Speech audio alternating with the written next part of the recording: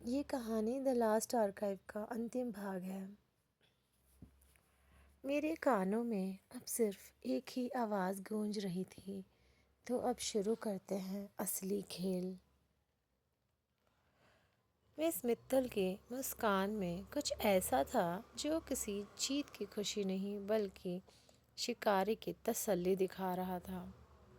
मैं ज़मीन पर अधमरा पड़ा था, कंधे से खून बह रहा था और दिमाग पूरी तरह अलर्ट, क्योंकि अब यह साफ हो चुका था कि दुश्मन बाहर नहीं मेरे सबसे करीब था।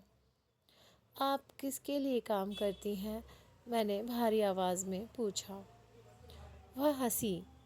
अब भी सही सवाल नहीं पूछ रहे अनिरुद्ध। सवाल यह नहीं कि मैं किसके लिए काम करती हूँ, सवाल यह है कि तुम किसके लिए काम कर रहे थे। उन्होंने अपने कोट की जेब से एक छोटा सा रिमोट निकाला और बटन दबाया। कार के पीछे का ट्रंक खुला। अंदर रिया। मेरी सांस अटक गई। वह जिंदा थी, पूरी तरह घायल पर होश में। उसकी आंखें मुझसे मिली। उनमें डर नहीं था, बस एक गहरी उदासी। मुझे माफ़ करना, उसने धीरे से कहा। मेरे दिमाग में बिजली सी कौंधी। क्या मतलब? मिस मित्तल बोली, रिया हमारी सबसे कीमती एसेट है। डबल एजेंट, वही जिसने तुम्हें यहाँ तक पहुँचाया और वही जिसने हर कदम पर तुम्हें ट्रैक किया। रिया ने आंखें बंद कर ली। मैं सच में सच को उजागर करना चाहता अनिरुद्ध, लेकिन यह सिस्टम, यह बहुत बड़ा है। बाहर निकलने का कोई रास्ता नहीं। कमांडर तेरा कार की दूसरी तरफ से बाहर आया, बिना मास्क के। पहली बार मैंने उसका चेहरा देखा। वह मेरा खून जम गया।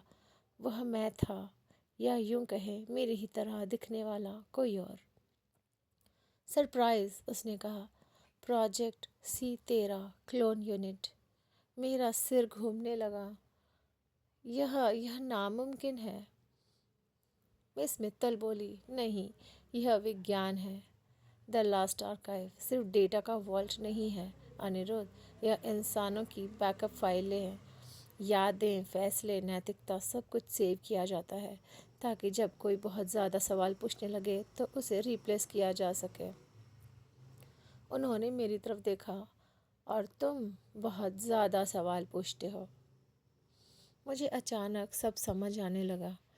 मेरे फ़ोन कॉल्स, लीक हुई जानकारियाँ, हर जगह मेरा पीछा। वे मुझे मारना नहीं चाहते थे, वे मुझे अपडेट करना चाहते थे। कमांडर तेरा आगे बढ़ा। तुम्हारा डेटा पहले ही 92% मैच कर चुका है, बस हार्ड ड्राइव चाहिए। मेरे बैग की तरफ उसकी नज़र गई। उसी पल रिया ने चिल्लाया, अनिरुद्ध अब। मैंने आखिरी ताकत जुटाई और जेब से USB निकाली। तुम सब एक बात भूल रहे हो, मैंने हाँफते हुए कहा। मैं पत्रकार हूँ और पत्रकार मरने से पहले खबर छोड़ता है। मैंने USB हवा में उछाल दी और साथ ही अपने फ़ोन का रिकॉर्डिंग बटन दबा दिया। Live auto upload satellite network. Miss Mittal की आंखें पहली बार फैली। रुको, लेकिन देर हो चुकी थी। USB ज़मीन पर गिरते ही फट पड़ी। एक छोटा EMP blast. Server, remote, trackers, सब कुछ पल भर में डेड। कमांडर तेरा लड़खड़ाया। न नहीं सिस्टम। रिया ने मौका देखते ही ट्रंक से लुढ़क कर बाहर छलांग लगाई और कार की चाबी घुमा दी। इंजन दहाड़ा। अनिरुद्ध, वह चिल्लाई। मैं जैसे तैसा उठा और आगे की सीट पर गिर पड़ा। गाड़ी दौड़ पड़ी। पीछे कमांडर तेरा घुटनों पर था, बिना सिस्टम, बिना कंट्रोल, एक खाली खोल। मिस मित्तल सड़क के बीच खड़ी थी। उनकी आवाज़ हवा में तैरती रह गई।